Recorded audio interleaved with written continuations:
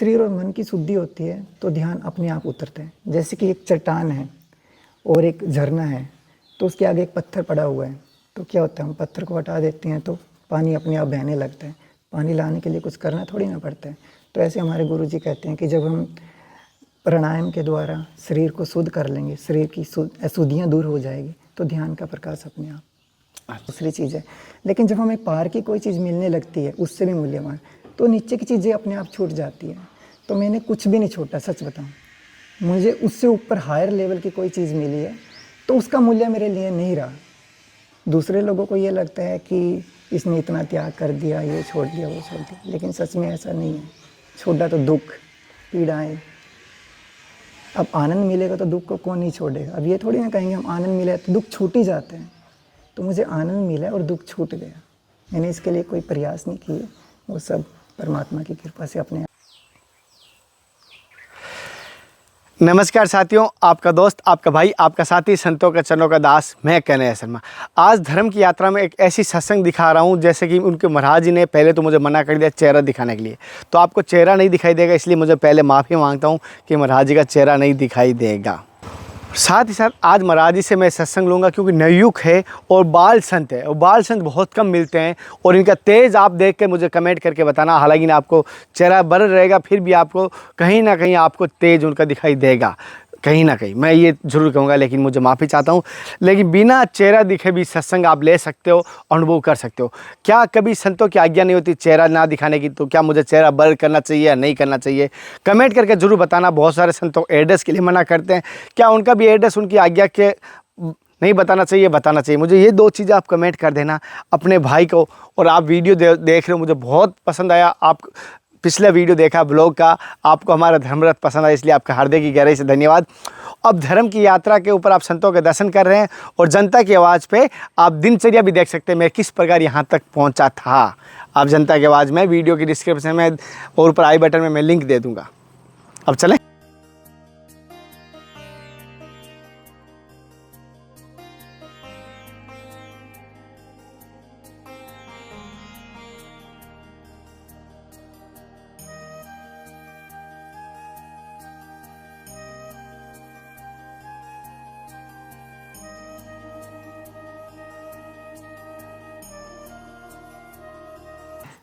ऐसे आशीर्वाद बने रखना।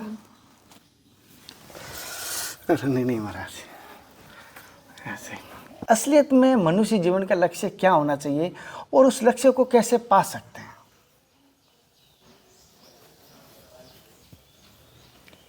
जो मैंने जाना है और अनुभव किया है कि हम यहाँ पे आने का एक मकसद होता है, हर व्यक्ति का, हर एक इंसान का एक उद्देश्य है यहाँ आने का, तो वो है अपने आप को जानना।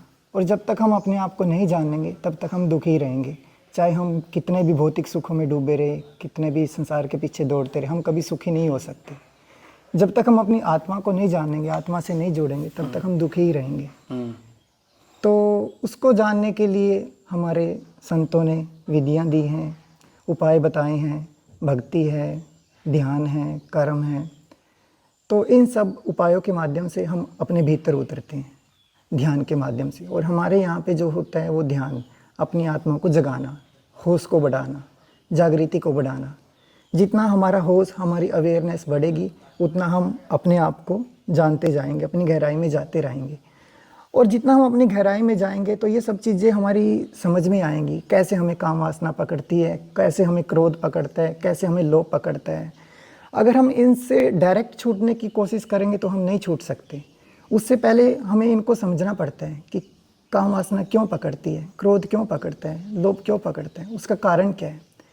तो हम अपने अंदर गहराई में जाके उन कारणों को पकड़ते हैं। तो जब वो कारण पकड़ में आ जाता है तो अपने आप हमारी उससे मुक्ति हो जाती है। फिर निदान करने में ज़्यादा दिक्कत नहीं है। एक बार आपको पता चल जाए कि बीमारी क्यों है, किस कारण की वजह से, तो जैसे ही वो कारण हमें पता लगा तो तुरंत उसका निदान हो जाता है। और करना कुछ नहीं पड़ता, सिर्फ देखना, आंख भर के उसको देखना है पूरे होश से। संसार में हमें कोई चीज़ पानी है, किसी चीज़ से छुटकारा पाना है, तो हमें उससे दूर भागना पड़ता है, उसके लिए उपाय करने पड़ते हैं। यहाँ पे सिर्फ आपकी जागृति ही काफ़ी है। आप आंख बंद करके अंदर पूरे एकाग्रता के साथ देखो। जब आपको क्रोध पकड़े, तो जब हम आंख बंद करके उस एकाग्रता से देखेंगे क्रोध को, तो धीरे धीरे क्रोध छंटने लगेगा, कम होने लगेगा, और देखते जाओ तो लास्ट में एक मौन उतरेगा आपके ऊपर। तो कहने का मतलब ये है कि क्रोध का कारण है या काम वासना का कारण है या लोभ का कारण है हमारी बेहोशी है, मूर्छा है। हमें पता नहीं है हम क्या कर रहे हैं, कैसे जी रहे हैं। हम चल रहे हैं तो बेहोशी में चल रहे हैं, खाना खा रहे हैं तो बेहोशी में खा रहे हैं, हमारा चित्त इधर उधर गया हुआ है। हम खाना खाते समय भी पता नहीं मन में क्या क्या सोच रहे हैं, 1000 बातों में मन उलझा हुआ है। तो जब ये मूर्छा टूटेगी, हम जो कर रहे हैं उसमें पूरे एकाग्र हो, पूरे टोटल हो, तो ध्यान का प्रकाश भीतर फैलने लगता है। और जब वो ध्यान का प्रकाश फैलेगा तो ये सब चीज़ें ना काम वासना पकड़ेगी, ना क्रोध पकड़ेगा, ना लोभ पकड़ेगा। ये इसलिए पकड़ते हैं क्योंकि भीतर मन में मूर्छा है, उस मूर्छा को तोड़ना जरूरी है। तो जितना उसको तोड़ेंगे उतना हम इनसे ऊपर उठते चले जाएंगे।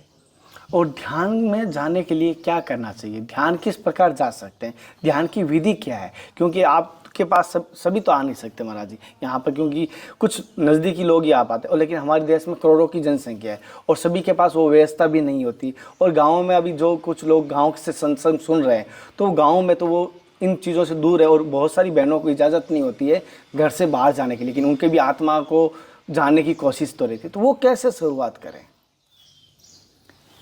देखो, ध्यान में जाने के लिए ध्यान का मतलब क्या होता है, पहले हम ये समझे। ध्यान का मतलब होता है कि हम जहाँ हैं, जो भी कर रहे हैं, उसमें टोटल हो जाएं, वर्तमान में रहे। हमारा मन ना भविष्य में जाए, ना पास्ट में जाए, ना भूतकाल में, ना भविष्य काल में। हम शुद्ध वर्तमान में रहे, ये होता है ध्यान का मतलब। हम चल रहे हैं तो हमें पता है एक एक कदम का, हम जानते हुए चल रहे हैं। खा रहे हैं तो एक एक कोर को, एक एक निवाले को पूरे होशपूर्वक खा रहे हैं। तो ध्यान का बेसिक सूत्र ये है कि हम जहाँ हैं उसमें टोटल हो जाए। फिर हम कर्म भी कर रहे हैं तो हम उसमें पूरे लीन हैं, टोटल हैं। ऐसा नहीं है कि हम आधे अधूरे मन से कोई भी काम कर रहे हैं। तो जब भी हम कोई काम आधे अधूरे मन से करेंगे, वहाँ पे हमारा चित्त खंडित हो जाएगा, ऊर्जा बिखरेगी और उसके परिणाम में अपने को दुख मिलेगा। तो ध्यान के लिए जो हमारे गुरु जी ने बताया है कि आपको प्राणों को बढ़ाना पड़ेगा। पहले प्राणों के लिए प्राणायाम करें, प्राणों की साधना करें। तो जितने हमारे प्राण बढ़ेंगे, अपने आप ध्यान का प्रकाश फैलता चला जाएगा। तो कोई व्यक्ति अगर घर पे है और वो योग कर रहा है, प्राणायाम कर रहा है, तो वहाँ से उसकी शुरुआत होगी और वो ध्यान में जा पाएगा घर पे रहते हुए। और एक बार जिसका प्राणों का लेवल बॉडी में बढ़ेगा, तो ध्यान ऐसा नहीं है कि उसके लिए कोई प्रयास करना पड़ता है। ध्यान फिर अपने आप आता है। जैसे हमारे योग में बताया गया है कि योग के 8 सूत्र हैं: यम, नियम, आसन, प्राणायाम, फिर प्रत्याहार, धारणा, ध्यान, समाधि। तो आसन और प्राणायाम करने से, योग और प्राणायाम करने से हमारे शरीर की शुद्धि होती है, शरीर और मन की शुद्धि होती है। तो जब शरीर और मन की शुद्धि होती है तो ध्यान अपने आप उतरता है। जैसे कि एक चट्टान है और एक झरना है, तो उसके आगे एक पत्थर पड़ा हुआ है, तो क्या होता है, हम पत्थर को हटा देते हैं तो पानी अपने आप बहने लगता है। पानी लाने के लिए कुछ करना थोड़ी ना पड़ता है। तो ऐसे हमारे गुरु जी कहते हैं कि जब हम प्राणायाम के द्वारा शरीर को शुद्ध कर लेंगे, शरीर की अशुद्धियाँ दूर हो जाएगी, तो ध्यान का प्रकाश अपने आप। अच्छा गुरु जी, आपका शुभ नाम? अमन, प्रेम अमन। प्रेम अमन। महाराज जी, जैसे कहना नहीं चाहिए, आपकी उम्र देख रहा हूँ, जैसे स्किन से तेज से पता चल रहा है, एकदम बाल योग की तरह है वो, एकदम नवयुवक को, और आपने ब्रह्मचर्य को अखंड रखा है। तो मैं ये जानना चाहता हूँ, आज के समय आपकी उम्र के या मेरी उम्र के काम वासना की तरफ जाता है, लेकिन आपने ब्रह्मचर्य को अखंड कैसे रख पाए? कैसे अपनी इंद्रियों पर विजय पाई, ये जो काम वासना की इंद्रियों पर? वो ध्यान से ये सब चीज़ें अपने आप होती है। हम जैसे जैसे जागृति की साधना करते हैं, क्या होता है, जैसे हम घर में रह रहे हैं तो घर से बाहर चले जाते हैं कुछ दिनों के लिए, हमारे नौकर होते हैं, तो नौकर क्या अपने आप को मालिक समझने लगते हैं। ऐसा होता है ना, अगर मालिक लंबे समय तक घर पे ना आए तो नौकर समझते हैं मेरा अधिकार है, ये मेरा है, एक दूसरे से झगड़ने लगते हैं। और जैसे ही मालिक आता है तो नौकर सब अपने अपने काम पे लग जाते हैं, सबको पता लग गया। तो ध्यान जब हम करते हैं तो हमारी ये जो वासनाएं हैं, इच्छाएं हैं, लोभ है, काम क्रोध है, ये अपने आप शांत होने लगते हैं, ये उठती ही नहीं है। अच्छा, तो कारण ध्यान ही है इनसे ऊपर उठने का। अगर हम ध्यान करेंगे तो ये चीज़ें नहीं आएंगी और धीरे धीरे शांत हो जाएंगी। ऐसा नहीं है कि वो एकदम से शांत हो जाएगी, उनको समय लगता है धीरे धीरे। तो इन सब से ऊपर उठने का उपाय ध्यान है, भक्ति है। गुरुजी से एक चीज़ पूछता हूँ महाराज जी, जैसे आपकी दृष्टि से कर्तव्य का पालन करना और धर्म का पालन करना, और एक धर्म हम लेके चले कि हिंदू मुस्लिम वो भी धर्म कह रहे हैं, एक हम जो जीवन में जी रहे हैं वो भी धर्म कह रहे हैं, उसे कुछ लोग कर्तव्य भी कह रहे हैं, तो धर्म और कर्तव्य क्या दोनों अलग अलग है, और किस प्रकार अलग है? तो अलग है तो फिर देखो, अगर कोई व्यक्ति धर्म से जीता है तो कर्तव्य अपने आप आ ही जाएगा। कर्तव्य के बारे में सोचना ही नहीं पड़ता। अगर कोई सच में धर्म को जी रहा है, कर्तव्य को भूल ही जाए, क्योंकि कर्तव्य है एक बोझ जैसा, ना चाहते हुए भी करना पड़ता है, उसमें कोई आनंद नहीं है। और धर्म के अनुसार जब आप जीते हो तो वो आपके लिए बोझ नहीं होगा, बोझ नहीं होता, आपको उसमें आनंद आएगा, आपको कर्तव्य का एहसास भी नहीं होगा। हम किसी की सेवा करेंगे तो उसमें इतना आनंद आएगा कि क्या बताएं, उसका बखान नहीं कर सकते हैं। अब जैसे हम सोचते हैं यार माता पिता की सेवा करनी है, या कोई रोगी है उसकी सेवा करनी है, तो हम सुन के जोर ज़बरदस्ती करने लगते हैं अपने साथ। ऐसा लगता है कि यार ये करना चाहिए, कर्तव्य, या फिर उसके पीछे हमारा लोभ होता है कि इसको करने से हमें कुछ मिलेगा, पुण्य मिलेगा। लेकिन वो धर्म नहीं है अगर पीछे लोभ खड़ा है।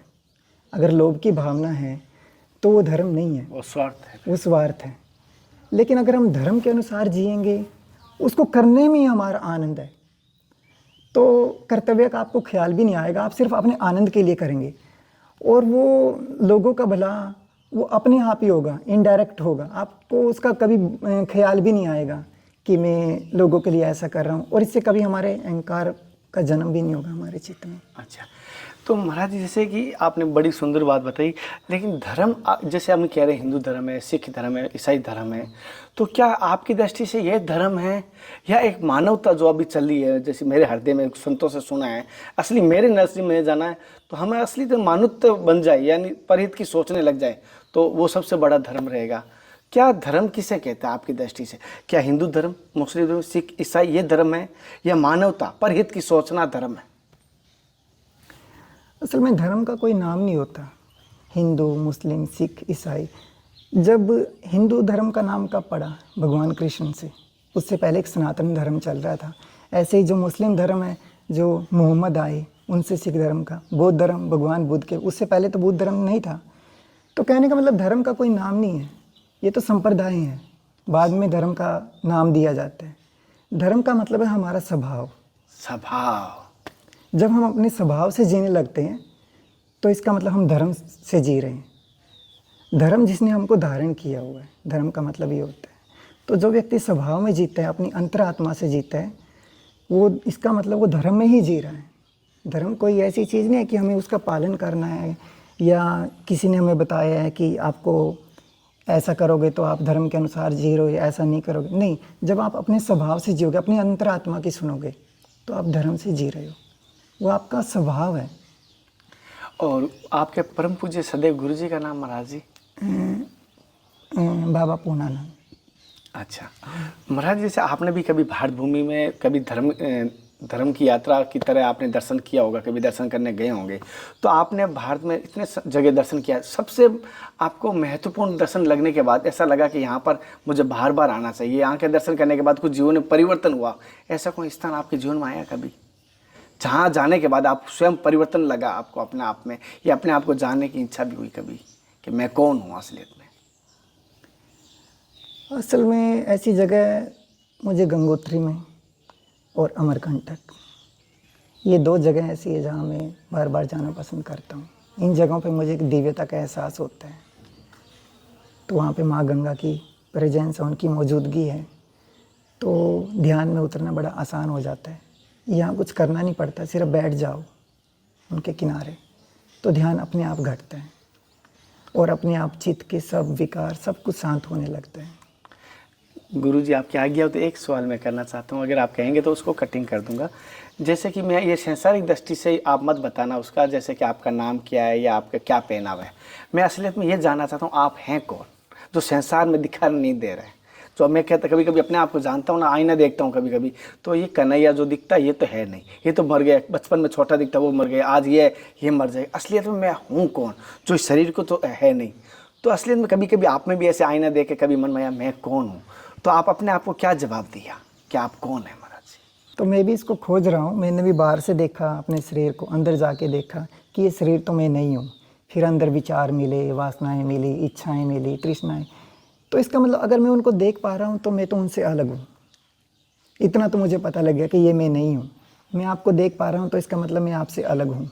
ऐसे ही मैंने अपने शरीर को देखा, अपने विचारों को देखा, तो मुझे एक बात समझ में आ गई कि जो जो चीज़ मुझे दिखाई दे रही है वो तो मैं नहीं हूँ। तो ऐसे अब यात्रा चल रही है, तो जो जो दृश्य मुझे दिखाई देते जाएंगे, मुझे एक बात पक्का पता है कि ये मैं नहीं हूँ, मैं उनसे अलग हूँ। लेकिन वो मैं क्या हूँ वो अभी तक मुझे भी पता नहीं चला। महाराज जी, जैसे कि ऐसे क्या भाव है कि आप इस मार्ग पे आए? आपके जैसे अपने बिजनेसमैन की तरह या अपनी शादी करने के पीछे भागते हैं, लेकिन आपने सब कुछ त्यागा है, और जो देख रहा हूँ, और फिर भी आप इतने खुश और आनंद में हैं कि आप सत्संग दे रहे हैं बिना हिचक, मतलब आपके एक भी सलवट नहीं आया कोई सत्संग में। तो ऐसा तेज कैसे आया और कैसे भाव है कि आपने घर त्याग पाए, सारी माया त्याग पाए? असल में इसके पीछे कहानी थोड़ी लंबी है। छोटी तो फिर भी मैं यही बताऊंगा कि मैं परेशान चल रहा था, डिप्रेशन में था 3-4 साल तक। और उस टाइम मुझे ऐसा लग रहा था कि ये डिप्रेशन मेरे लिए बहुत, जैसे कि मैं नर्क में जी रहा हूँ, इससे अच्छा तो मर जाना बेहतर है। अच्छा है। तो मैं ऐसा सोचता था, मुझे कोई रास्ता नहीं मिल रहा था, मैं क्या करूँ क्या करूँ। तो लेकिन अचानक धीरे धीरे मेरे मन में सामने गीता का वो लगा रहता है ना पोस्टर, उस पर गीता की कुछ कोटेशन लगी रहती है, जो मेन कि क्या लेके आए हो क्या लेके जाओगे, जो बीत गया वो भी अच्छा, जो हो रहा है वो भी अच्छा। तो इनको मैं पढ़ता रहता था बार बार, उनका मेरे ऊपर प्रभाव पड़ने लगा। तो मेरे अंदर ये जिज्ञासा हुई कि फिर क्या है जीवन का सत्य। तो मैं बहुत दुखी था, मुझे कोई इसका उत्तर नहीं मिल रहा था। तो एक दिन अचानक ओशो की एक मैगजीन मेरे हाथ में लगी, उसको मैंने पढ़ा, सुना, और उसको पढ़ते ही मुझे क्लिक हुआ कि यही तो था जिसको मैं खोज रहा था। तो फिर वहाँ से गुरु की खोज शुरू हुई, और फिर ऐसे यात्रा चलती रही, एक आश्रम से दूसरे आश्रम। फिर मुझे ये था कि मुझे एक जीवंत गुरु चाहिए जो सच में सत्य को जानता हो। मुझे किताबी ज्ञान नहीं चाहिए, मुझे जीवंत गुरु चाहिए जो अभी भी शरीर में है, जिनके पास रह के मैं सीख सकता हूँ। तो मुझे यहाँ पे पता लगा, तो इधर आया मैं, और तब से जैसा वो मुझे कह रहे हैं उनके अनुसार मैं साधना कर रहा हूँ। और त्याग ऐसा नहीं है कि मैंने कोई ज़बरदस्ती की है, वो हो गया। त्याग कोई करने की चीज़ नहीं है, ज़बरदस्ती हम कोई चीज़ छोड़ नहीं सकते। जब हमें कोई ऊपर की चीज़ मिलने लगती है, जैसे हमें हीरे मिल जाए तो कंकड़ पत्थर छूट जाते हैं। उससे पहले हम कंकड़ पत्थरों को ही सब कुछ सोचते थे, पैसा है या दूसरी चीज़ है। लेकिन जब हमें पार की कोई चीज़ मिलने लगती है, उससे भी मूल्यवान, तो नीचे की चीज़ें अपने आप छूट जाती है। तो मैंने कुछ भी नहीं छोड़ा, सच बताऊँ। मुझे उससे ऊपर हायर लेवल की कोई चीज़ मिली है, तो उसका मूल्य मेरे लिए नहीं रहा। दूसरे लोगों को ये लगता है कि इसने इतना त्याग कर दिया, ये छोड़ दिया, वो छोड़ दिया, लेकिन सच में ऐसा नहीं है। छोड़ा तो दुख, पीड़ाएं। अब आनंद मिलेगा तो दुख को कौन नहीं छोड़ेगा। अब ये थोड़ी ना कहेंगे हम आनंद मिला तो दुख छूट ही जाते हैं। तो मुझे आनंद मिला और दुख छूट गया। मैंने इसके लिए कोई प्रयास नहीं किए, वो सब परमात्मा की कृपा से अपने आप हुआ है।